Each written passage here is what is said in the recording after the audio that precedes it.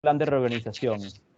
Sin más, le dejo la palabra primero que todo a José María Lescano, antes indicando que cada uno va a hablar aproximadamente 20 minutos y luego de eso vamos a estar recibiendo sus preguntas vía chat. José María, por favor. Muchas gracias, Alan, por la introducción. Y bueno, antes de iniciar, quiero agradecer al Instituto de Gobierno Corporativo por invitarme a participar en este webinar. Me siento honrado de compartir esta tarde con ustedes y compartir mis conocimientos básicos, porque esta materia es muy amplia, en materia de insolvencia. Aquí les comparto un juego de diapositivas que espero todos puedan observar para llevar hilo, ¿no?, de lo que vamos a presentar en la tarde de hoy. Como bien dijo Alan en la introducción, algunas personas consideran que el concepto de insolvencia o procesos concursales de insolvencia no es un tema estrecho o relacionado estrechamente con gobierno corporativo.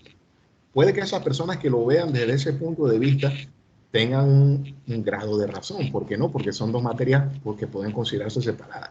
Pero al final del día, el concepto de gobierno corporativo y los principios que lo respaldan y los procesos concursales de insolvencia son parte de un engranaje legal, ¿okay? Y ese engranaje legal es el que permite que los mercados financieros funcionen. Y cada uno de estos colabora para que esos mercados financieros operen de manera en armonía, ¿okay? Entonces, el día de hoy no vamos a centrar en el tema gobierno corporativo, ya que, como bien mencionó Alan, vamos a tratar el tema de los procesos concursales de insolvencia y nos vamos a enfocar en algunos puntos específicos, ¿okay?, los cuales he estructurado en 6 temas y cada uno los voy a tocar de manera breve para poder cumplir con el término de tiempo, 15 a 20 minutos, y poder darle la oportunidad a mi estimado amigo Julio y compartir con ustedes las preguntas y respuestas. Vamos a comenzar con un breve resumen del proceso de insolvencia en Panamá, de dónde viene, dónde nació, dónde estamos y a dónde vamos, qué es el concepto de reorganización, qué es, por qué yo y muchas personas consideran que es una innovación, las diferencias entre la organización y la liquidación, dónde radica, para los que no conocen ambos conceptos, quién es la persona apta o que pueda acogerse a estas figuras de liquidación y organización, o quién la puede solicitar, y qué circunstancias tienen que estar presentes para poder aplicar o solicitar una reorganización o acogerse a una liquidación, sea voluntaria o forzosa. La organización y la protección financiera concursal, como bien mencionó Alan en la introducción, es un tema que también voy a hacer un breve énfasis, porque es un efecto de la organización que puede atemorizar a muchos acreedores. Y, por último, a modo de conclusión, responderemos la pregunta: ¿qué papel juega la organización posterior a la tormenta, al huracán que estamos viviendo ahorita, llamado COVID-19? Ahora, sin más demora, vamos al primer punto. ¿De dónde viene el régimen concursal de insolvencia panameño? Que, como la mayoría de los presentes conocemos, el Código de Comercio de Panamá es la regulación madre en materia comercial. Él abarca cuestiones como lo es el acto de comercio, la regulación básica de sociedades mercantiles, documentos negociables, el libro primero. Y en el libro tercero de este Código de Comercio hay un título, un libro, el libro tercero, que en sus primeros 5 títulos trataba un tema denominado la quiebra. La quiebra es un concepto sinónimo con el concepto de insolvencia. Y ese fue nuestro primer parámetro para liquidar un deudor insolvente, un deudor con pasivos que sobrepasan sus activos, ¿ok? Durante casi 100 años, es decir, bueno, sí, casi los 100 años, el libro sobre la quiebra reguló este tema en Panamá. Y fue objeto de muchas críticas, específicamente a finales de los 90, a principios de la década del 2000. Recuerdo mi profesor de Derecho Comercial decía que ese libro tercero permitía que los acreedores llegaran como aves de rapiña en contra del deudor en estado de insolvencia, cosa que era poco amigable para la inversión extranjera. Un inversionista no iba a venir a Panamá porque no es porque tú de manera negligente vas a llevar a tu negocio a la insolvencia. Puede que por circunstancias en el mercado tu negocio quede en un estado de insolvencia. Aquí en Panamá no hay reorganización y te someten a una quiebra. Y como la mayoría de nosotros hemos vivido o conocemos en qué consistía la quiebra, el haber caído en un proceso de quiebra te dejaba marcado en el mundo comercial. Entonces, en el año 2016 se toma una iniciativa que no fue exclusiva de Panamá. Esa iniciativa se deriva de una tendencia que venía en toda la región americana, desde México hasta Argentina, para reformar los regímenes de quiebra en la región centroamericana y sudamericana, e introducir un régimen de quiebra o insolvencia más flexible e introducir un mecanismo conocido como la reorganización. ¿Por qué? Porque lo que se buscó desde finales de los 90 hasta la fecha, se ha buscado es apoyar el emprendimiento, apoyar la pequeña y mediana empresa e incentivar la inversión extranjera en los países latinoamericanos, que a través de las últimas 2 décadas han experimentado desarrollo económico, y Panamá no ha sido ajeno al mismo. Y es así que nace la Ley 12 del 19 de mayo del 2016, que es una ley que innova con temas conocidos como el Tribunal de Insolvencia, los tribunales de insolvencia, que a pesar que no están vigentes, no existen todavía, no se han creado, por condiciones de presupuesto, volumen de casos, cualquiera que sea la razón, considero que la creación de esos tribunales es un paso adelante, porque tú tratas de especializar esta materia tan delicada. Tienes el tema de la reorganización, que es el que vamos a tratar en el siguiente punto, que también lo considero una innovación porque motiva al pequeño inversionista, al emprendedor, y tienes el tema de la insolvencia transfronteriza, que se desarrolla de una manera un poco más detallada de como estaba en el libro tercero del Código de Comercio. Y hay colegas míos que también son aversos a la insolvencia transfronteriza por quitarle facultades a la Corte Suprema. Pero ese no es el tema de hoy. Ese no es el tema de hoy. ¿Ok? La organización.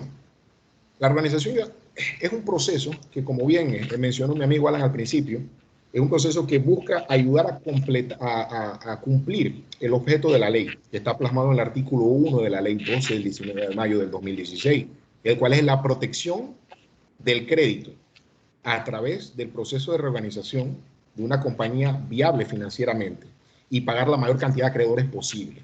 ¿Okay? Porque cuando tú reorganizas, lo que se busca es mantener el negocio produciendo. Y en caso de que el negocio no se pueda reorganizar, se procede a la liquidación.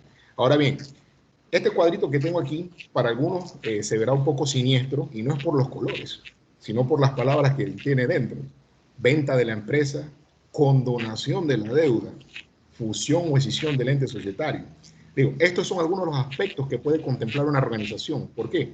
Porque la organización no es que yo como comerciante digo, ven acá, voy a reorganizarme porque estoy en números rojos. No, la organización es que si yo tengo una serie de activos y tengo una insolvencia inminente o una situación de insolvencia potencial, yo busco a alguien que me asesore, un asesor financiero. Y esa persona va a elaborar un plan de reorganización, que es el que tiene que acompañar mi solicitud ante una autoridad competente, para que se me apruebe si se me permite reorganizarme o no. Y esa reorganización puede abarcar operaciones como lo es la fusión con otras compañías, escindir la sociedad, la condonación de la deuda, que puede darse, porque no, o la capitalización de la deuda, entre otros mecanismos o instrumentos que puede utilizarse dentro de ese plan de reorganización, que hará de acompañar la solicitud, a través de la cual yo voy a pedir a las autoridades competentes que se me conceda la oportunidad de reorganizar mi negocio, siempre y cuando sea viable. Porque hay un punto que hay que tomar en cuenta. Este proceso de organización no es barato, y al comerciante que se interesa en esto, él tiene que poner las cartas sobre la mesa y pensar, ven acá, hasta qué punto me conviene someterme a un proceso de organización que involucra costos, ¿okay? Y dolor de cabeza para muchos y encontrones con algunos acreedores. O sea, hay una serie de puntos a tomar en cuenta. Pero antes de volver a eso, pasamos a la diferencia entre organización y liquidación. ¿Por qué tanto alboroto sobre estos dos temas? Ok, como les comenté, en el libro tercero del Código de Comercio, previamente se hablaba de quiebra y era sumamente agresivo. Se presentó una solicitud de quiebra y adiós. Se procedía a liquidar. La ley 12 del 19 de mayo del 2016 entra como una normativa más amigable con el deudor en peligro de insolvencia o con el deudor insolvente. ¿Okay? Por eso es que yo llamo a la reorganización una medida ex ante. Ex ante es un término neolatino que hace referencia a situaciones previas a un suceso.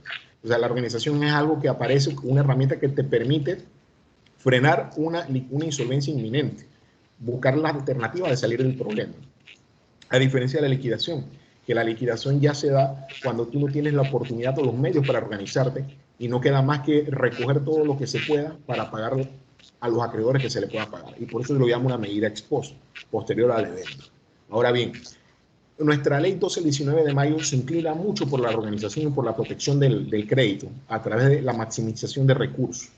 Y la liquidación, considero yo, que nuestra ley 12 del 19 de mayo del 2016 la trata como una medida de última ratio o última instancia, porque lo que se busca es proteger el crédito, proteger el orden económico nacional, evitando que una empresa que genera empleos, genera pagos a acreedores, se liquide y quieren esas personas sin empleo y esas personas que no tienen ingresos no pueden incluir al engranaje económico. Entonces, la liquidación queda como último recurso. Es más, es interesante ver que en la ley de insolvencia, cuando uno presenta una demanda de liquidación y pasa todo el proceso y llega a la etapa donde se decide, donde el juez de insolvencia decide si aprueba la liquidación o no, ahí le da un margen de tiempo al deudor para que negocie un arreglo de pago, o someterse a una reorganización si no se ha aplicado previamente, y si hay activos se le puede conceder, o sea que se da oportunidades para evitar caer en la liquidación. Es una de las cosas, considero yo, más innovadoras de la ley 12 del 19 de mayo del 2016, y esto es así porque esto alimenta la inversión y el desarrollo de la pequeña empresa. Le comentaba previo a la conferencia, mi estimado Julio Alan, que este fin de semana me leí un artículo un estudio muy interesante del Banco Mundial que se llama Haciendo negocios en 190 países. O sea, un estudio de derecho, un estudio comparativo de la estructura económica de cada país y las herramientas legales que ofrece cada país. Y en ese estudio te habla de que de las 190 jurisdicciones, un tercio de esas jurisdicciones no contempla un proceso de reorganización. ¿Y qué sucede? El desarrollo económico, la inversión y el emprendedurismo es menor en esas jurisdicciones, en ese tercio que no contempla un proceso de reorganización, porque la reorganización le brinda seguridad al deudor, le brinda seguridad al inversionista, le brinda seguridad al emprendedor.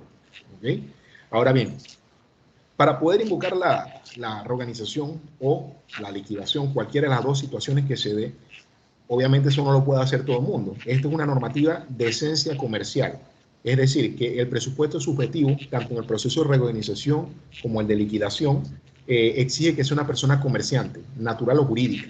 La diferencia entre la organización y entre la liquidación es que en la liquidación la podrá solicitar el acreedor, siempre y cuando concurran algunos de los presupuestos objetivos, que es el cese de pagos, dos o más obligaciones llegan a su vencimiento y no hay vista de que las vayan a pagar, o que el acreedor deje el negocio cerrado y se fue y no deja a nadie representando para dar la cara ante los acreedores. O sea, es una normativa de esencia comercial que va dirigida al comerciante.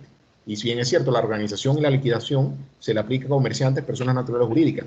Pero ¿qué pasa? A no todos les aplica. Hay que hacer la salvedad que el artículo 5 de la ley 12 del 19 de mayo de 2016 exceptúa ciertos entes, entre ellos los bancos, las casas de valores y las aseguradoras. No se les aplica esta ley, a pesar que son entes comerciales, por el hecho de que éstas ya poseen un régimen de intervención y liquidación contemplado en sus leyes.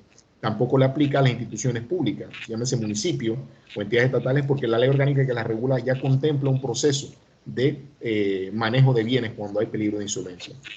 Y las otras mencionadas en el artículo 5. Ahora bien, pasando al tema que le puede dar satisfacción a algunos le tienen temor, otros le tienen aversión. La protección financiera concursal, ¿qué es eso? Cuando nosotros teníamos un proceso de quiebra bajo el libro tercero del Código de Comercio, hay una figura que no solamente, Julio me corroborará eso en su intervención, pero esa figura no solamente aplicaba aquí en Panamá, pero aplicaba en países con regímenes que no reconocen la organización, cuál es el acuerdo con los acreedores. El acuerdo con el acreedor es una solución que previene que te metan un proceso de quiebra. El problema es que el acuerdo con el acreedor solamente cubre un frente, tiene los otros flancos abiertos. O sea, tú logras hacer un acuerdo con los 2 o 3 bancos con que tienes productos financieros, pues de repente un tipo que tú le firmaste un pagaré, llegó la fecha de vencimiento, no lo has pagado, el tipo te congela una cuenta de banco. ¿Y cómo tú utilizas los fondos de esa cuenta de banco para generar ingresos y pagarle al banco? O sea que el drawback de los acuerdos de pago con los acreedores era el hecho de que tú no cubrías todos los frentes. La protección financiera concursal con el proceso de organización subsana ese problema. ¿Por qué? Porque apenas el juez de insolvencia aprueba la solicitud para reorganizarte, apenas la prueba, se activa la protección financiera concursal, que durará desde la emisión del auto, que aprueba la solicitud, hasta la adopción del acuerdo de reorganización. ¿Ok? Y esa protección financiera concursal conlleva a la no ejecución de ningún tipo en contra del deudor que se encuentre en reorganización. Esas ejecuciones hacemos a los secuestros, procesos ejecutivos. Dato interesante, los procesos laborales sí se pueden interponer, pero no se permitirá la ejecución contra los bienes del deudor mientras éste se encuentre en un proceso de reorganización. Pero todo lo demás se encontrará suspendido, no se pueden iniciar ejecuciones, porque ¿cómo de ejecutar bienes que se van a utilizar para organizar un negocio en peligro de insolvencia? Otro efecto de la protección financiera concursal son los contratos suscritos por el deudor. No se corre a la rescisión de los contratos, no se permite rescindir los mismos. Imaginemos que yo tengo una panadería, ¿ok? Y la panadería no le va mal, pero de repente por el COVID no tengo ingresos porque la tuve cerrada por 2 meses. Lo que me permite la protección financiera concursal es evitar que el local que estoy alquilando me rescinda el contrato de alquiler, porque si me rescinde el contrato de alquiler, ¿dónde voy a cocinar yo el pan? ¿Dónde lo voy a hornear? Entonces, eso es un efecto positivo de la protección financiera concursal. Mantiene a los acreedores, no los dejan en incertidumbre porque siempre y cuando ellos tengan un crédito legítimo, ellos entran dentro del pasivo de la empresa y ellos entran a la lista de acreedores que se le va a pagar durante la reorganización. Y por último, pero no menos importante, es la no inhabilitación para contratar con el Estado. Mírame acá, Lescano, pero si tú estás en una organización, ¿cómo vas a contratar con el Estado?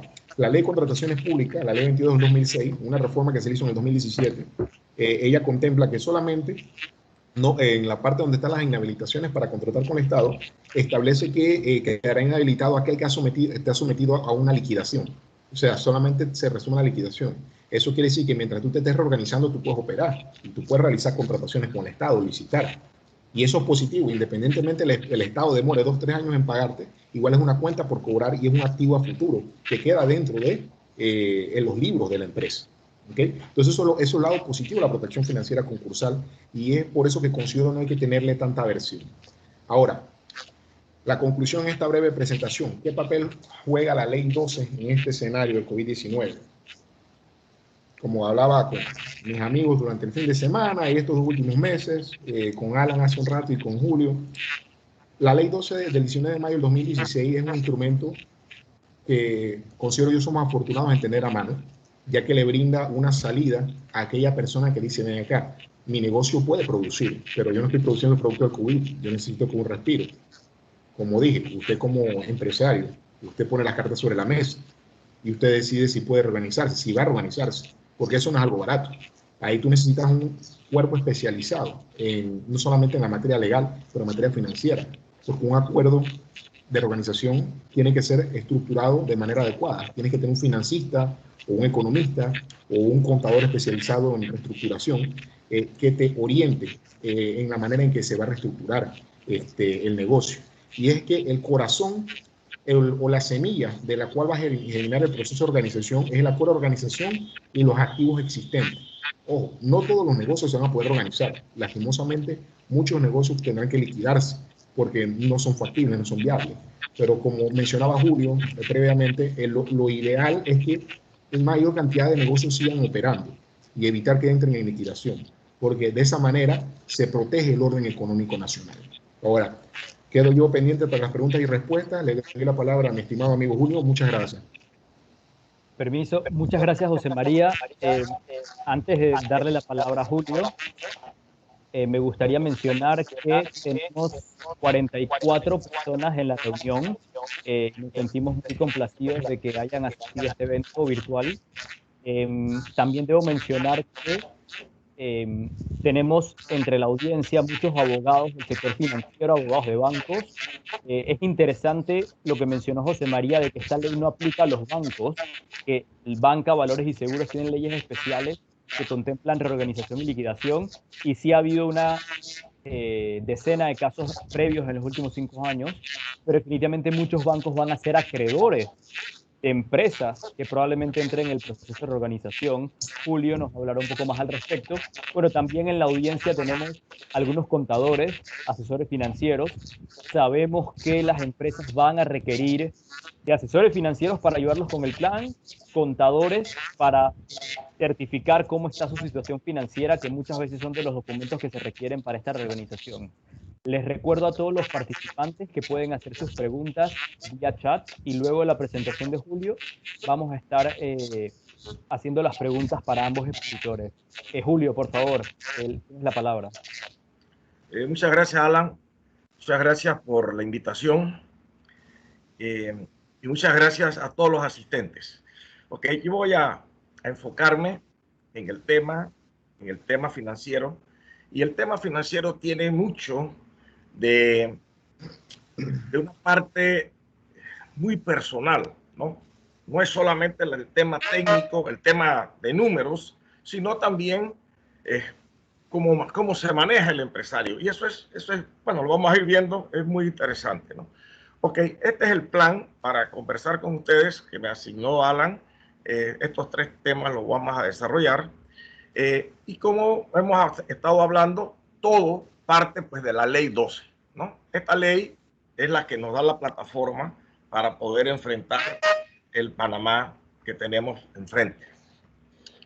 Y yo comienzo preguntándome algo que siempre he estado escuchando todos estos meses que hemos estado en cuarentena.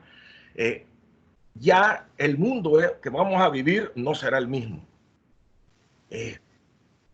Una cosa es antes de la pandemia y otra es después de la pandemia. Y yo pues me pregunto si esto será cierto y qué cosas realmente nosotros vamos a cambiar para que el mundo sea diferente. Porque si nosotros mismos no cambiamos, pues el Panamá nuestro seguirá siendo exactamente el mismo, ¿no? Cambiaré para ser mejor persona, para ser mejor ciudadano. Y el tema que nos importa es qué cosas voy a hacer como empresario para yo hacer mejor mi empresa. Esa es la pregunta. Entonces, comienzo a ver el tema del mundo, ¿no? ¿Qué ocurre en el mundo ahora mismo? Fíjense, las organizaciones encargadas de hacer estudios económicos y financieros en el mundo tienen algo en común. Cada una ve diferente los porcentajes de caída que hubo en las economías del mundo, ¿no? Bank Studio, JP Morgan, Moody's, etcétera. Todos los ven diferente. Inclusive todas tienen un porcentaje diferente también del crecimiento que se espera, o sea, la recuperación, cuál va a ser la recuperación para el año 2021. Y eso me trae a mí el tema de la incertidumbre que hay. Realmente hay una incertidumbre y esa incertidumbre es peligrosa. Hoy por hoy tenemos el caso de los Estados Unidos. Lo que suceda en Estados Unidos nos afecta a nosotros aquí en Panamá. Y el tema de Estados Unidos, como está hoy por hoy, un desempleo del 13%, son 17 millones de personas desempleadas y que se menciona de que esto puede llegar hasta 26 millones de personas. Tenemos el tema de la pandemia, tenemos su conflicto con China y tenemos además las recientes manifestaciones que todos hemos estado al tanto. Esa situación pues, se suma a los problemas que nosotros tenemos y que tiene el mundo, porque no solamente es Panamá, gran parte del mundo depende de muchas cosas que sucedan en Estados Unidos. Bien. ¿Qué pasó en Panamá? Bueno, igualmente tenemos incertidumbres, ¿no? No sabemos cuántos casos van a haber hasta el final de diciembre, por lo menos, por decir algo, hasta diciembre, cuántos casos van a haber de infectados con el virus. Además de eso, cuántas personas van a morir. O sea, toda esta incertidumbre realmente afecta el aparato productivo del país. 120,000 contagiados, dicen por ahí, que están en Panamá. ¿Cómo es? O sea, es un montón de gente. Y eso, desde mi perspectiva, es realmente muy malo para las empresas, es muy malo para lo que podemos esperar del desempeño de las empresas. Entonces, veamos esto. Miren, el parque empresarial en Panamá, el 96% de las empresas son pequeñas y medianas empresas, que generan el 50% del empleo. Entonces, la pregunta es, ¿qué tanto están ese grupo de empresas, que son realmente muchas empresas, qué tan preparadas están a enfrentar esta situación? O sea, ¿cómo van a abrir? ¿En qué forma van a abrir? ¿Qué tanto conocen realmente su empresa? Porque es muy fácil, mientras que las empresas tengan liquidez, mientras que hay flujo de dinero andando, pues no hay mayor problema. Nadie se preocupa mucho por los números en detalle. Estoy hablando de las pequeñas y medianas empresas. El grupo de grandes empresas es diferente el juego. Sin embargo, el enfoque de pequeñas y medianas empresas realmente debe tenemos que pensar en ese grupo porque es demasiado grande, ¿no? Entonces, el problema es, como dije, iliquidez. La liquidez es el mayor problema, es la enfermedad de las empresas, la iliquidez. Entonces, ante esa situación de hoy por hoy están las empresas con una gran iliquidez porque han estado cerradas, ¿no? La gente dice, bueno, ¿cuáles son mis alternativas? ¿Cómo voy a abrir? ¿Con qué dinero voy a abrir? ¿Me van a demandar o yo tengo que demandar a algunas personas que me den dinero porque creo que no me van a poder pagar? O sea, realmente la pregunta es, bueno, ¿qué hago? ¿Por dónde voy? ¿Qué es lo que tengo que hacer? Y mucha gente pensará, bueno, lo mejor es apagar la luz y cerrar la tienda. O sea, rendirme simplemente. Decía José María, pues que muchas empresas van a cerrar porque no pueden operar. Por supuesto, eso va a ocurrir mucho. Y esperemos que sea lo menos posible. Y que la ley esta, pues realmente sea un freno al cierre de empresas. La otra alternativa es, por supuesto, pues, seguir adelante. Vamos adelante, que eso es, o sea, hay que tener la confianza de que el mercado va a dar lo suficiente y que tenemos la fuerza para hacerlo. Muy bien, pero ¿cuándo debo comenzar a pensar seguir adelante? Y mi respuesta es en este instante, porque cualquiera de las alternativas que usemos, la legal o la que voy a plantear también, que es pues, fuera del ámbito legal, de los juzgados, hay que armar un plan de deuda. Hay que organizarse desde ya de tal manera. Hay un micrófono abierto, me parece. Sí.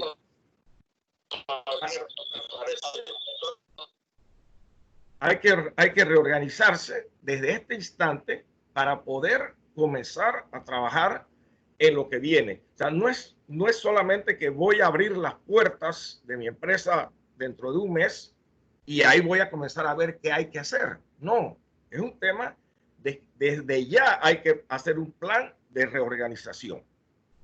Es trabajando inmediatamente. Como hemos hablado, pues todo el tema del proceso de reorganización judicial, José María ya comentó ampliamente sobre el asunto. Y otro tema que también voy a hablar es el proceso de reorganización voluntaria, ¿no? Hay dos caminos, como lo veo desde mi perspectiva. El acogerme a los términos de la ley 12 o irme por un tema de reorganización voluntaria, que es la que durante muchos años pues, ha habido y en la que he trabajado hace varios años. Hemos estado reorganizando empresas para lograr que generen mejores resultados. Ok, el proceso de reorganización judicial. El primer punto es que para acogerse a la ley 12 hay que hacer una solicitud formal de reorganización y presentar un plan de reorganización. Por eso les comentaba hace unos minutos que es desde ya que hay que comenzar a armar este plan, porque no hay forma de que te acojas a la ley sin que presentes un plan. Entonces, después de esto viene el tema de la apertura de la reorganización, que todo esto es en el juzgado. Esto es por el camino de la ley. El juez va a designar el administrador concursal. Esto es escogido por el juez, y para lo cual el juez debe tener una lista de consultores, especialistas, expertos en el tema, donde él pueda seleccionar. Ellos van a calificar el crédito de la deuda, se va a armar la junta de acreedores, el juez aprobará o no el plan de reorganización, se va a confirmar el plan, o sea que también es tarea del juez confirmar el plan de reorganización. Como sabemos, no hay juzgados especializados para esto, así que las probabilidades de que el juez sea un especialista en el tema bueno, no sé esa parte cómo se va a solventar, porque pues él va a tener que ser el quien aprueba el plan, ¿no? Luego viene el plan de reorganización y si no se aprueba el plan de reorganización, viene lo que José María mencionó, que es el tema pues ya de la liquidación. Bien, muy bien. Entonces, el tema del administrador concursal, que es fundamental. Como les dije, lo va a designar el juez cuando admite la reorganización. Va a elegirlo de la lista y luego, y también va a fijar los honorarios de él. Pero hay una salida por si acaso, en la eventualidad de que el juez escoja una persona que la Junta de Acreedores no le parezca, ese tema se revisa en la primera Junta de Acreedores y puede la Junta de Acreedores, en común acuerdo con el juez, cambiar el administrador concursal.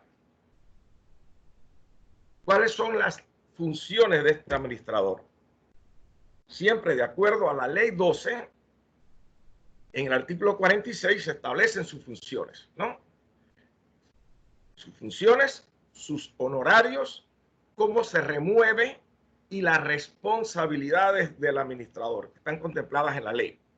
Y el administrador va a tener las obligaciones de un mandatario y administrador judicial. Y lo otro, esto significa que debe dar cuentas y debe responder por todos los daños y perjuicios que se cause a los acreedores. Eso es bien importante y fíjense, la importancia de escoger un buen administrador y que no cualquiera quiera ser administrador, porque sería pues, una gran irresponsabilidad, porque le cae lo que tiene que hacer, está regulado por la ley y es la responsabilidad, hay una responsabilidad personal en el trabajo. Es una cosa que no es sencilla.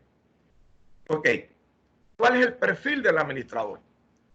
Lo primero es ser una persona con gran experiencia y que esté acreditada en el sector de la actividad, ¿no? La ley dice que también puede ser licenciado en Derecho. Eso me da la impresión de como que los abogados que supieran de todo. Pero bueno, así está establecido en la ley, o quienes hicieron la ley lo pusieron así. Ok, lo segundo es, en el caso que la ley, que su profesión lo establezca, debe tener un certificado de idoneidad profesional. Eso es para el caso seguramente de los CPA, ¿no? O de los abogados. Tener estudios, experiencias en negociación o un campo afín. Fíjense que este punto es bien importante y lo establece la ley, porque no es un tema solamente financiero, es un tema en donde la negociación va a ser uno de los puntos principales para poder llevar esto adelante. Sentarse en una junta de acreedores con un grupo importante de bancos o de otros acreedores no es sencillo. Yo siempre he recomendado a las empresas que no trabajen con más de 4 o 5 máximos de bancos, cuando mucho 5, y me parece un poco alto también, porque el problema es, yo he estado en mesas de acreedores donde hay 10 bancos, 8 bancos, y ponerse de acuerdo para llevar la empresa adelante es muy difícil.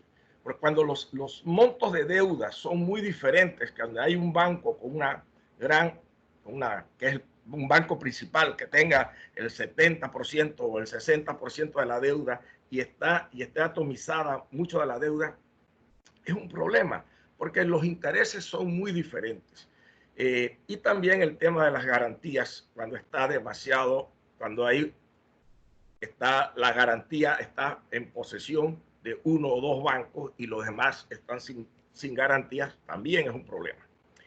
Ok, siguiendo el perfil del administrador, es importante que el administrador tenga, no es importante, la ley establece que tenga más de 35 años de edad, ¿no? de 35 años de edad y más.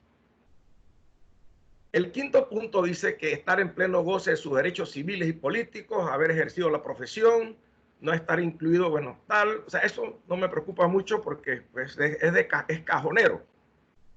Yo he agregado unos puntos adicionales que no están en la ley y yo menciono tener capacidad para tomar decisiones.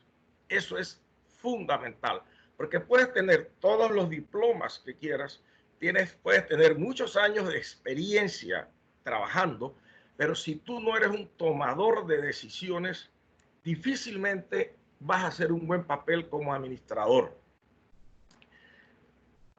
Las presiones que se van a manejar en esto, entre más grande la empresa, por supuesto, peor, más complicado debe ser, van a ser grandes. El tema de valores. Tiene que ser una persona de probada honestidad y ser responsable. Preocupa aquí, por ejemplo, y eso es bien importante tenerlo muy claro, que el administrador tiene que ser un hombre honesto porque él tiene que presentar a los acreedores lo que es verdad. No puedes presentar a los acreedores figuras que no son las figuras correctas solamente para agradar al dueño de la empresa o a los accionistas de la empresa. Y todo esto, pues, es que parece que es obvio. Sin embargo, en la práctica, señores, esto es fundamental y puedes encontrarte con esto. Y los bancos tienen que estar en la seguridad de que la información que reciben es información de primera calidad. Otro tema es saber que tu compromiso es con la empresa. ¿Y esto qué significa? Que la empresa significa, o sea, la empresa son los colaboradores, los acreedores y los accionistas. Ese es el orden. Tú necesitas, los accionistas están en la cola de esto. Ellos están en el problema, hay que ayudarlos a salir del problema. Sin embargo, tienes que tener un excelente manejo de colaboradores y de acreedores. El último punto que mencioné aquí es ganarte la confianza de los colaboradores. ¿Y esto por qué? Porque vas a trabajar dependiendo de la información que te están suministrando. Estamos hablando de una empresa mediana o grande. Para poder hacerlo correctamente, necesitas que la gente te suministre buena información. He tenido mucha experiencia en esto de que al principio, cuando llegas a las empresas, la confianza, la gente se siente que depende de los dueños de la empresa y no dependen de ti. Tú eres una persona que llega a ayudar. Bueno, esa gente tiene que confiar en ti, porque si no te dan la información a cuentagotas y los acreedores, que son los que están a la espera de recibir su dinero, y el país que necesita que la empresa siga funcionando, requiere de que tú estés muy, muy claro que la empresa funcione como un todo en la relación del administrador con los accionistas del negocio y con el personal, porque si no, pues no va a funcionar correctamente. Ok, hasta ahí es el tema de lo que establece la ley.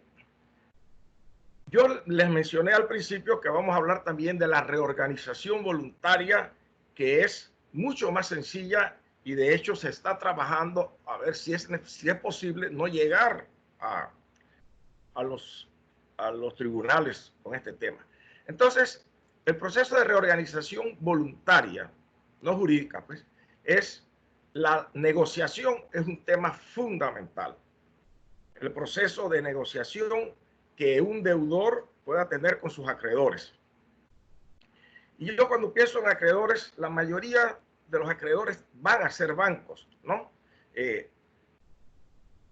Esa es, o por lo menos es la experiencia que yo he tenido de que la mayoría de las empresas, sus mayores acreedores son los bancos, es lo que he visto durante más de 20 años en este tema. Bien, ¿cómo se logra una buena negociación? En mi experiencia, lo que me dice es que hay que tener, los deudores tienen que tener los pies sobre la tierra. O sea, conocer realmente cuál es la situación real de su negocio. Parece también que es algo obvio, pero no. Créanme que lo he visto en demasiadas ocasiones. Muchas empresas de todo tamaño, no solo medianas, grandes empresas, saben, o sea, están preocupados por el único indicador de cuánto vendes, pero no de cuánto estás ganando o cuánto es tu costo, cuál es tu costo fijo, cuál es tu costo variable. O sea, no es un tema de primera mano, es un tema de que asumen de que porque estás vendiendo, estás logrando ganar. Otro tema es tener una gran dosis de humildad, ¿no? Y esto lo pongo del lado del deudor nuevamente. Si la persona que debe y que se va a acoger en un proceso de negociación, tiene que ir sabiendo que la gente lo va, o sea, que estas reuniones van a ser para ayudar a la empresa a seguir adelante. Esa es la realidad. Pero en muchas empresas lo he visto que algunos dueños de las empresas, accionistas de las empresas, su posición es que ellos lo han hecho bien durante mucho tiempo y ahora van a tener una excelente excusa, mucha gente, de que van a decir que fue por el virus, el COVID es que lo afectó, si no, ellos hubieran continuado muy bien, lo cual no necesariamente sea cierto. Pero el tema es que mientras que haya liquidez, la empresa no tiene problemas, cree que no tiene problemas, pero sus márgenes pues pueden estar bajando, pero hay liquidez. Hay que estar muy consciente de que los acreedores pueden ser tus aliados. Saber entrar a un proceso de negociación sabiendo que te pueden ayudar, que tú vas a poder llegar a un buen término con tus acreedores, que nadie, o sea, que esa es la actitud, debe ser realmente positiva y hay que dejarse guiar. Son puntos importantes en mi experiencia sobre el tema, ¿no? Entonces, ¿cuál es el camino a seguir? Bueno, nombrar un profesional calificado, igual en el proceso de negociación fuera de juzgados, de tribunales. Y yo pues recomendaría que la lista que la ley establece es buena. Así que sería una buena guía para seguirla. El otro es, como mencioné, hay que saber dónde estás parado. O sea, hay que hacer un diagnóstico financiero y operativo de la empresa. O sea, contar con información confiable. El plan de reorganización que se debe presentar, no importa que sea en el lado fuera de tribunales o para acogerse a la ley, debe ser un plan muy bien estructurado con información contable que defina costos fijos, costos variables, cuánto tienes que vender para poder cubrir, para poder continuar operando, revisar márgenes de contribución, analizar el personal y ver si el personal que tienes es el correcto. Eso es un tema también muy delicado, sin embargo, es fundamental que la gente que tienes trabajando contigo sea la persona que en esta nueva situación sea la gente que tú necesitas para poder trabajar. Observen que hay mucha gente que tiene años de estar en una empresa y por el tema de antigüedad, pues siguen trabajando como hace 20 años y no siempre son personas que están dando lo mejor de sí. Entonces hay que evaluar todo eso y ver si hay gente más joven que esté dispuesta, que maneje la tecnología. O sea, tienes que entrar en todo ese tipo de detalles cuando entras a trabajar en un diagnóstico de la empresa. Y al final del diagnóstico hay que plantearse si vale la pena seguir el negocio o no. Y fíjense que no porque el negocio no pueda seguir, sino que dependiendo de la edad que tengan los dueños de la empresa, es un consejo sano, es si tienes más de 60, 65 años en adelante, plantearse si vale la pena continuar. Si tienes sucesores, perfecto. Que esa gente, que tus hijos, que tus sobrinos ya comiencen a integrarse a la empresa. Es un buen momento. Y por otro lado, si no tienes sucesores, hay que reorganizar la empresa también, pero pensar en la alternativa, o sea, considerar la alternativa de salir al mercado y vender la empresa. Eso es algo que hay que tener muy presente. No hay que aferrarse a que hay que seguir con la empresa hasta que mueras. O sea, eso no es la intención. Entonces, bueno, el diagnóstico financiero se concentra en todos estos puntos que tengo acá, que pues muchos de ustedes los conocen muy bien y va a estar en la presentación. Lo que estoy corriendo es con el tiempo, Alan, de que no se me vaya el tiempo, ¿no? Sí, Julio, si gustas, pues unos 2 minutos más para dar paso a las preguntas y respuestas, que ya tenemos algunas preguntas por parte del público. Excelente. Ok, el otro tema es la administración y la planificación financiera, ¿no? El mismo asunto, el manejo del flujo de caja que vas a tener dentro del plan de reorganización, niveles de deuda, cálculo, definición de metas y políticas financieras. Todo esto debe ser parte del plan de reorganización, ¿no? Muy bien. Y la pregunta de antes, bueno, ¿cuándo tengo que hacer mi plan de reestructuración? Ya les dije que ya. Hay que hacer un plan de reorganización que sea inteligente, pero y que también sea un plan que sea real, que las cifras sean correctas. Eso es realmente importante. Y solo quería concluir comentándoles que en el Centro Nacional de Competitividad hay un ente tripartito donde hay representantes de los sectores privado, gubernamental y laboral, en donde se está trabajando en organizar, en buscar alternativas para el proyecto, para agregar para armar un anteproyecto de ley que permita que se pueda hacer todo esto sin tener que llegar, o sea, reorganizar las empresas sin tener que ir al campo legal, ¿no? Y las empresas, para poder operar, en mi opinión, no se puede pensar darles toda la carga a la banca. Cuando una empresa tiene problemas de liquidez y armas tú los flujos de cajas, te vas a encontrar que si hay problemas de liquidez hay que aportar fondos. Si los dueños no tienen fondos, difícil, tendrían que ser los bancos los que van a aportar ese dinero. Y yo he planteado de que es importante que exista un apoyo estatal que dé un colateral a favor de los bancos para que puedan los bancos sin asumir un riesgo en esta situación, un riesgo que puede ser alto, puedan apoyar a las empresas, dar el flujo de fondos que se requiere para capital de trabajo, para establecer nuevas líneas de crédito, pero que tengan un apoyo estatal en ese sentido de ser el banco, el Estado, colateralizar los créditos.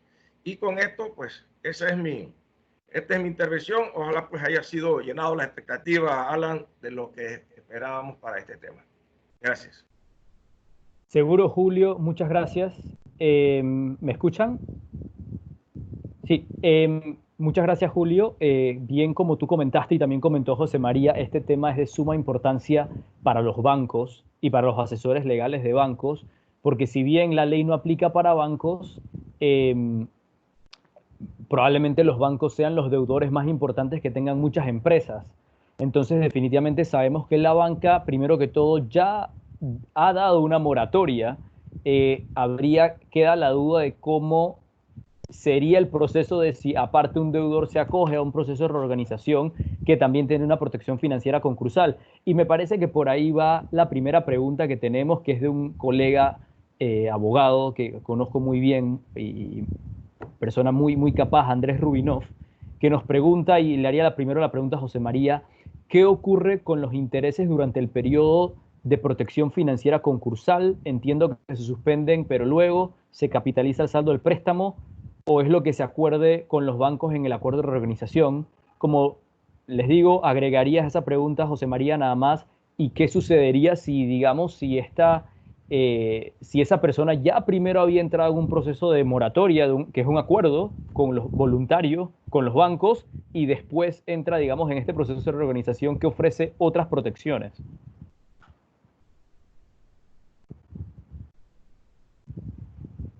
No te escuchamos, José María.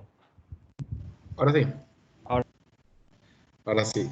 Muchas gracias por la palabra, Alan, por la pregunta acá al colega. Sí, los intereses se suspenden. Ahorita mismo no tengo el artículo en mente, el número, porque la ley no me la sé como de memoria copiada, pero sí hay una suspensión. Y bueno, se va a cobrar hasta donde se llega al momento, ¿no? Ahora bien, el tema de qué pasa con los intereses, se capitaliza el préstamo, el banco es el que decide. Tenemos que recordar que cuando se aprueba la solicitud de reorganización y se crea el concurso de acreedores, el acuerdo de reorganización al final lo tienen que aprobar la totalidad de los acreedores o los que estén presentes, ¿ok? Y ese acuerdo cuando se apruebe los obliga a todos. Ahí es donde se va a discutir, ok, fulano me debe tanto, él tiene 3 deudas conmigo, las prorrateo, ok, yo propongo esto, yo propongo capitalizar la deuda. Al final del día, a mi criterio, al final del día, el tema de los intereses, si se capitalizan el préstamo o no, si se condonan, ya es parte de lo que decida el acreedor hacer o parte de la estrategia que él proponga junto con los otros acreedores para poder reorganizar el negocio. Así lo vería yo con respecto a la pregunta del colega. ¿Ok? En relación a lo que comentaste, Alan, sobre la moratoria y la organización, ¿qué pasa si yo me acojo una moratoria y posterior a los 2 o 3 meses solicito una organización? Ahí el principal, el acreedor, el deudor puede acogerse a la organización libremente, porque si nos vamos al artículo 2 de la ley 12, el artículo te habla del carácter de la ley. Él te menciona, esta ley es de orden público y tiene como objetivo proteger el orden económico nacional. Y en la última oración dice, no serán oponibles los acuerdos privados sobre sustracción de la ley o en relación a sustracción de la ley. ¿Sabes qué? Lo tengo aquí a mano. Déjame leerte exactamente la oración. La oración dice, no serán oponibles los acuerdos privados relativos a sustracción de la ley y jurisdicción. O sea que el hecho de que el deudor tenga un acuerdo moratoria con un banco no le va a impedir acogerse a un proceso de reorganización.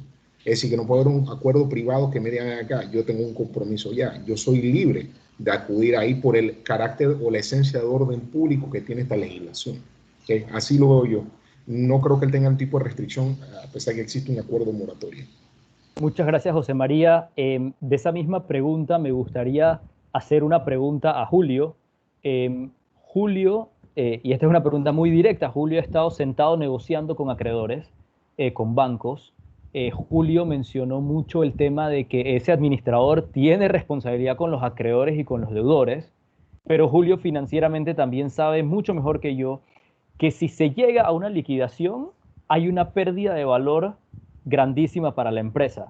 Entonces, Julio, la pregunta directa que yo te haría, ¿tienes la posibilidad de reorganizar por llegar a un acuerdo de reorganización malo, por decirlo de otra forma, pero que al final salva a la empresa, que sabíamos que si se liquida una venta de patio, eso va a haber una pérdida de grande valor, pero sabes que es un acuerdo que muy probablemente los acreedores, el deudor, no van a estar ni cerca de felices y eso puede representar responsabilidad contra tu persona, a título personal, como administrador?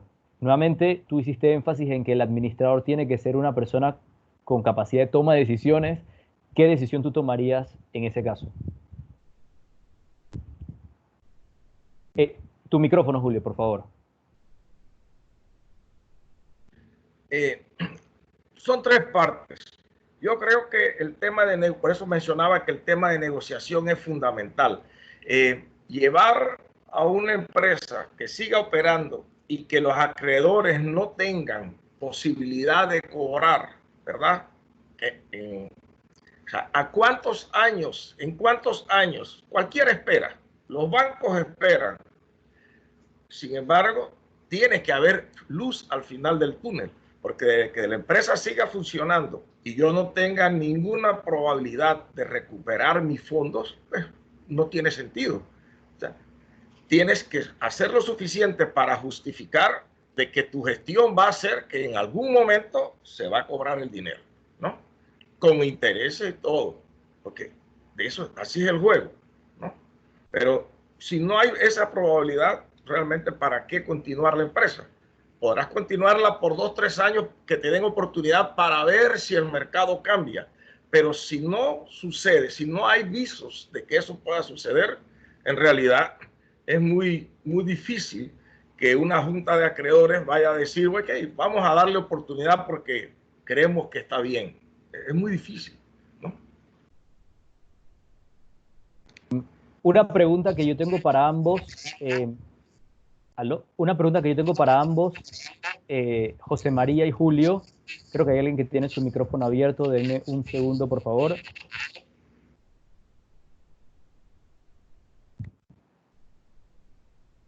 Ahora sí me escuchan. Una pregunta que tengo para ambos, una pregunta que tengo para Julio y para José María, desde el punto de vista de gobierno corporativo. En tu experiencia, José María, ¿cómo has visto la toma de decisiones al nivel de la junta directiva para, digamos, llegar a la realización y el convencimiento de que, oye, necesitamos acogernos a un proceso de reorganización, los números no están bien, y es el camino correcto, aunque reputacionalmente no va a ser bueno? Definitivamente ahí interviene mucho la gobernanza corporativa de la empresa.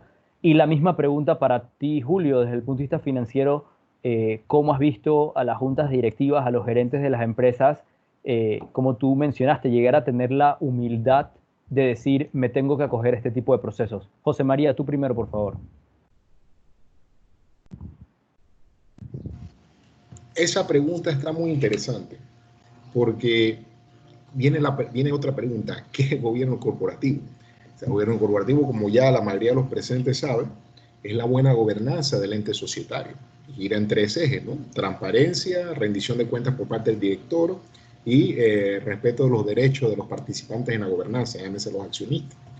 Entonces, cuando nosotros venimos al tema de rendición de cuentas, tuviste en el clavo. ¿Hasta qué punto un directivo es capaz de tener la humildad o el coraje de decir, ya, vamos a someter una reorganización porque la administración de nosotros no ha sido lo más eficiente? Y digo, de repente, el gobierno corporativo, los principios o las prácticas de gobierno corporativo que se han ido implementando gradualmente, no solamente en nuestra jurisdicción, pero a nivel global, impulsan no solamente que sea una iniciativa directiva, o sea, ya sea una presión de la práctica de rendición de cuentas y la transparencia.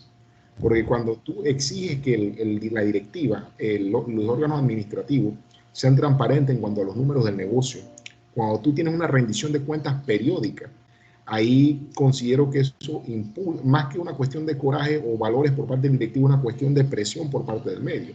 Porque ahí creo que ahí juega papel la naturaleza humana. Porque tú has mencionado algo. Un directivo que diga, ven acá, under my watch, Troya está ardiendo. O sea, no es conveniente para tu imagen como directivo. Entonces, considero yo que, bueno, las mismas circunstancias o la misma manera en que los principios del gobierno corporativo han tenido influencia en la administración de entes corporativos durante las últimas 2 décadas, más que de crear el impulso a que una persona por valores internos proponga una organización, considero yo que él se va a ver obligado, producto de todos los elementos que componen esa práctica denominada buen gobierno corporativo. No sé si respondo tu pregunta. Julio, por favor, si quieres agregar algo. Mira, en el tema de gobierno corporativo, el asunto es el nivel de riesgo que tú como director llevas sobre tus hombros cuando tú, y de hecho tú no estás en la administración, estamos hablando de que eres parte de la directiva de la empresa, ¿verdad, Alan? Así es. Bien, entonces yo creo, por ejemplo, ¿qué organizaciones tienen juntas directivas donde hay socios, donde hay directores que no son accionistas, que no son dueños, que no son accionistas? Los bancos, la superintendencia del mercado de valores todavía no, ¿verdad? Sí tiene directores independientes actualmente. Ya, ok, ya se agregó en la ley. Perfecto. Entonces, en esos casos, que eres un director, que no tienes acceso, o sea, que no estás al tanto, piensa en un banco, no estás al tanto de quiénes son los clientes en detalle, no estás al tanto de cómo gerencia, el gerente, cómo es ese gerente, porque lo conoces de las reuniones una vez o dos veces al mes. Entonces, llevas un riesgo muy grande sobre tus hombros, que en mi opinión debes tener una protección de la superintendencia del mercado de valor, en este caso de bancaria, porque tú estás actuando como un protector de los intereses de la comunidad que están utilizando los bancos, ese banco, ¿no? Entonces, pero lo cierto es que no es así, ¿no? Tú como director de un banco no tienes tú actúas y tú puedes actuar bien y de repente hay un caso de que el banco quedó involucrado en algún tema no legal, pero tú como director puedes que no te des cuenta. Ya hay un artículo que yo escribí sobre eso hace un par de años, porque realmente es algo que para fortalecer la figura del director independiente, pues debe legislarse sobre qué tanto riesgo tiene él que soportar por estar sentado ahí cuando es algo que él no tiene nada que ver en la operación del negocio. Claro. Les agradezco mucho. Creo que tenemos tiempo para una pregunta más para cada uno. José María, tenemos una pregunta que es una pregunta laboral muy específica, que quizás se podría dar respuesta de una manera muy general, pero entiendo que el Código de Trabajo le da facultades al juez de trabajo para ejecutar los bienes del empleador insolvente. Y alguien nos pregunta, no entremos en tanto detalle, ¿cómo queda esto con la protección financiera concursal? Yo pensaría, corrígenos tú, que los créditos de los colaboradores son de lo primero, como nuevamente se ha mencionado en este webinar. Uno de los objetivos de la reorganización es mantener la empresa como ente económico y salvaguardar los colaboradores. ¿Cómo queda este tema laboral con la protección financiera concursal, José María? Tu micrófono, por favor. Es una buena consulta. Casualmente, ese artículo, si me lo sé de memoria, está abajo del artículo 39. El artículo 39 te establece lo que conlleva la protección financiera concursal e inmediatamente en el artículo 40 se hace referencia a los procesos laborales. Si bien es cierto, la protección financiera concursal suspende las ejecuciones de todo tipo, el artículo 40 exceptúa los procesos laborales. Los procesos laborales se podrán llevar a cabo. Sin embargo, las ejecuciones y tomar los bienes del acreedor se verán suspendidas por el momento, ¿ok? Porque como volvemos, el tema de la esencia de la organización es reorganizar el negocio con los activos existentes. Tú no puedes permitir que de repente una prestación laboral o un conjunto, bueno, es que también depende del tipo de negocio, el tipo de empleado, un tipo que tenga 20, 30 años trabajando con un salario de $2,000 en la prima antigüedad es un tajo, dicho buen panameño, un tajo fuerte, ¿no? A los activos. Entonces, ahí la misma ley te dice, ven acá, tú puedes llevar a cabo el proceso, pero al momento de la ejecución, aguanta. No puedes ejecutar los bienes mientras estamos bajo protección financiera concursal. Él entraría a formar parte de los acreedores y tendría obviamente participación en los cobros. Julio, tenemos una pregunta o es un comentario que me parece muy interesante. Básicamente lo que nos mencionan es que sabiendo que estas reorganizaciones, ya sean voluntarias, son un problema global y van a haber escenarios repetitivos en estos casos. Sabemos que esto va a ser un tema masivo. Preguntan si sería posible para los empresarios tener un tipo de script, un tipo de guión de cómo llevar estos acuerdos de reorganización paso a paso, no sé si un acuerdo de reorganización modelo, que permita a los empresarios, digamos, poder manejar estos procesos más eficientemente. Y me imagino que esto será un poco más en la vía voluntaria que en la vía judicial. ¿Cómo tú lo ves, Julio? Mira, por supuesto que ese comentario es muy bueno, la idea es buena, ¿no? Cada situación va a ser un poco diferente, sin embargo, tener una guía de trabajo para tú saber cuál es el camino a seguir es fabuloso, yo creo que es muy bueno, ¿no? No hay la menor duda que sí, tener un plan hacer un plan de negocios, ¿no?, de la nueva organización como se va a presentar. Ese plan, que lo tenga de guía, pues es muy fácil y vale la pena. Yo creo que es una buena idea, pues, que se tenga eso hecho. Seguro. Bueno, yo creo que ya son las 4:14 de la tarde. Nosotros agradecemos a todos por su participación en el webinar. Yo rescato de la presentación de José María y de Julio algunos temas interesantes. Han mencionado que es una ley innovadora. Nos sentimos felices que mencionen que la ley 12 de 2016, aunque todavía no se ha implementado, es una ley innovadora. Es de mucha relevancia para toda la economía, pero también para bancos, que como ha quedado claro en este webinar, aunque no les aplica la ley para ellos, puede que ellos vayan a ser los acreedores más importantes de muchas empresas, y esto puede ser paralelo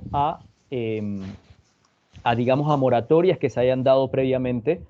Como hemos visto en las preguntas, esto va a ser un tema a gran escala. O sea, definitivamente que los empresarios, especialmente como Julio mencionó, del parque empresarial, que es micros, pequeños y empresas medianas, estén preparados para esto, y ojalá, quien dice, que tengan acuerdos modelo o pasos modelo de cómo ir a llevar estas reorganizaciones. Todos estos son temas que lamentablemente se van a dar, y esperemos que tanto por el sector privado como por las empresas, así como el órgano judicial, para los casos que lleguen al órgano judicial, se puedan manejar de la manera más eficiente a fin de salvaguardar las empresas, la economía nacional y los empleos. Antes de darle la palabra a la señora Eloína Díaz, nuestra administradora, que nos comentará de los próximos eventos de este webinar, en un minuto, José María y Julio, si quisieran dar algunas palabras de despedida, bienvenidos, y nuevamente les agradecemos su participación. Esperamos contar con ustedes para futuros webinars.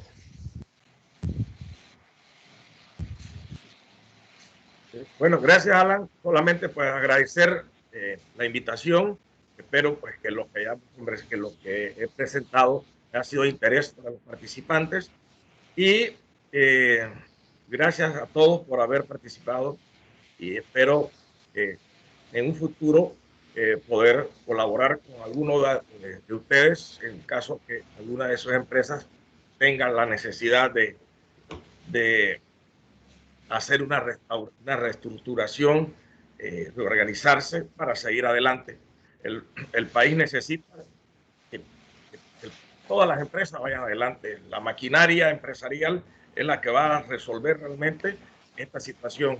Ese es el verdadero camino para que el país vaya adelante. Así es que muchas gracias nuevamente. Y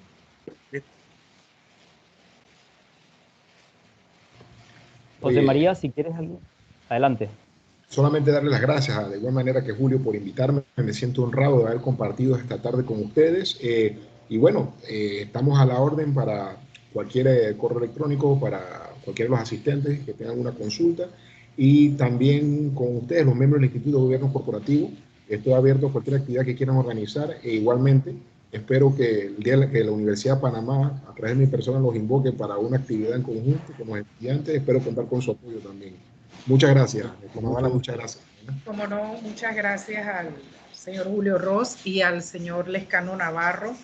Han sido muchas las interrogantes que se han planteado hoy, y estamos recibiendo las felicitaciones a través del chat para ambos. Muchísimas gracias de parte del Instituto de Gobierno Corporativo por este webinar de hoy.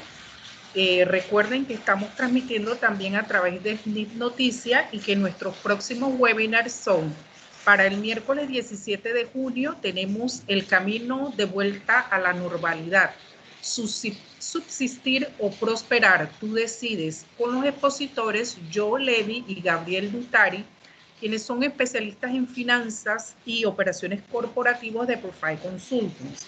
El 24 de junio vamos a tener corrupción y gobernabilidad por Olga de Ovaldía, quien es la directora ejecutiva de la Fundación para el Desarrollo de la Libertad Ciudadana. El miércoles 1 de julio tenemos sostenibilidad empresarial y salud ocupacional en tiempos de COVID-19 por Bruno Basile, quien es director ejecutivo de Sumarse, la organización que tiene la especialidad en la responsabilidad social. Y el miércoles 15 de julio tenemos la Asamblea General de Asociados, primera vez que va a ser en modalidad virtual, así que están todos los asociados pendientes para esa fecha, 15 de julio. Reiteramos nuestro agradecimiento tanto a los expositores, a ti Alan por la moderación y a todos nuestros participantes. Nos vemos la próxima semana. Muchísimas gracias.